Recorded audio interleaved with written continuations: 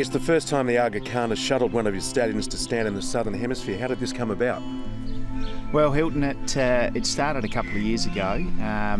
We heard that the Aga Khan was sort of perhaps interested in continuing to expand his bloodstock interests overseas. He'd obviously done a little bit with Arrowfield. He'd had mares here, he'd bred mares to Australian stallions, but he'd never shuttled a stallion to the Southern Hemisphere before. So we went up and met them, and DALAKHANI was the horse that we were naturally most interested in, and the relationship evolved over about 18 months when they came back to us and asked if we'd be interested to stand DALAKHANI in Australia, and the answer was a very quick yes. From the footage we've seen before on Bred To Win, he seems very much a European type, very refined. He's a stunning horse. He's a really attractive, regal-looking horse. He was a Group 1 winner at 2 as well, as being a incredibly well-performed middle-distance horse. So when he arrived, he certainly he actually exceeded our expectations. We'd seen him in Europe, but to see him again in Australia, he looked awesome. He raced only at the elite level, winning 8 out of 9. Yeah, he was a tremendous racehorse. I mean, you don't really get much better. He raced 3 times at 2, won every start. He won a Group 1 at 2. He went on and won another 3 Group 1s as a 3-year-old, including the Arc. The only time he was beaten actually was in a Group 1 race in the Irish Derby, actually beaten by a stablemate, another one of the Aga Khan's runners. So to retire 8 from 9 in that company and winning the way he did and beating the calibre of horses that he did, he was an awesome racehorse, one of the best that His Highness has ever raced. Well, he's already a proven sire in Europe since he retired in 2004. Give us an overview of his stats. Well, he's been an incredibly successful sire. He's now sired 6 Group 1 winners. He's had 2 Group 1 winners this racing season. He's had over 20 stakes performers this year, over 55, nearly 60 stakes performers across his career. He's got a great strike rate of winners to runners and stakes performers to runners. Nearly 1 in 6 of his runners is a stakes performer, so 14.5, nearly 15%.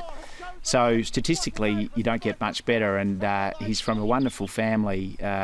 His sire is a great broodmare sire, Darshan, and DALAKHANI's actually proven to be a very good broodmare sire himself. So he ticks every box for us, and to have a horse of that calibre here in Australia, we think he's just a wonderful outcross, and he'll be a wonderful injection of new blood into the Australian breeding industry. His mother was a very good racehorse herself, and a prolific broodmare. She's the sire of, she's the mother of DALAKHANI, who's an 8-time Group 1 winner, and the broodmare sire of Piero. So it's a bloodline that we think is going to be a great outcross for Australia. Reliable Man is well clear with 100 to go. The former English galloper is going to cause a big boil over here with Reliable Man. We've already seen one of his star sons here down under, Reliable Man, but unfortunately Australians didn't get to see more of him, New Zealand based. That's right. Had he not broken down in that Group 1 race he won in the autumn, the way he picked up and went past It's a Done Deal, who's obviously a quality horse, it was scary. And it's interesting, that both jockey and trainer said that couldn't have spoke any higher of him, and it's I can see why he's been snapped up for stud duties with Jerry Harvey's team in New Zealand. I think he'll be incredibly popular there. He's a great looking horse, and as I said, it's a bloodline that I think will work really well in the Southern Hemisphere. The team from the Aga Khan Studs are very keen on Danehill line mares. We've seen through Piero how the 8-carat bloodline sort of meshes well with through DALAKHANI and Piero. So I think that could work as well. So we could be looking at some Zabeel and 8-carat, and some clients have been chasing that. There's people looking for the cross of Mizwaki through Umatilla. But yeah, certainly Saddler's Wells it's worked, and there's a lot of it in Europe. So you can see how it has worked with DALAKHANI. But it's just a great pedigree to match with. Can he influence the gene pool and help change the landscape of the Australian middle distance and classic staying ranks? Well, we think there's been a big need to breed more stays in Australia, and I know It's not necessarily been the most commercial aspiration in the last 10 years.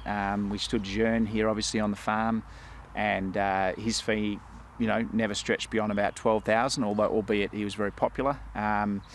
Whereas we've seen with DALAKHANI, first season booked out at a fee of 20,000.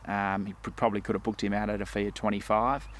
And, I think that what we're hoping to aspire to do, which is breed more middle distance horses, competitive middle distance horses, and win more of our feature races here in Australia with horses bred in Australia, is obviously an aspiration that's shared by others, because that's been reflected in his popularity. So I think the tide's just starting to turn a little bit now, and we're saying, well, these European imports, to buy them as racehorses, are getting really expensive. I think that trend will start to wind back a bit, and the trend of hopefully breeding more in Australia is starting. What are some of the mares or types of mares on his book this season?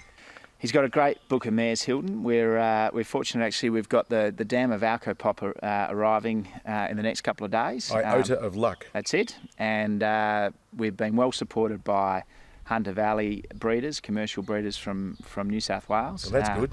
Yeah, it's great. I think nearly half of his book's coming from New South Wales. So John Singleton's sending and Duncan Grimley is sending a sister to Sunday Joy and Tuesday Joy. We haven't seen that in SA for a while. No, I mean, the quality of mares coming down from interstate and the quality of local mares that are going to him is, again, exceeded expectations. We've been very, very, he's been richly rewarded in that regard, and I guess he deserves to be too. I can see that this being a really good relationship over another 2 to 3 to 4 seasons. You don't get the opportunity to stand an ARC winner very often, certainly not in the Barossa Valley. So this is an opportunity that we sincerely thank the Aga Khan, His Highness and his stud for giving us.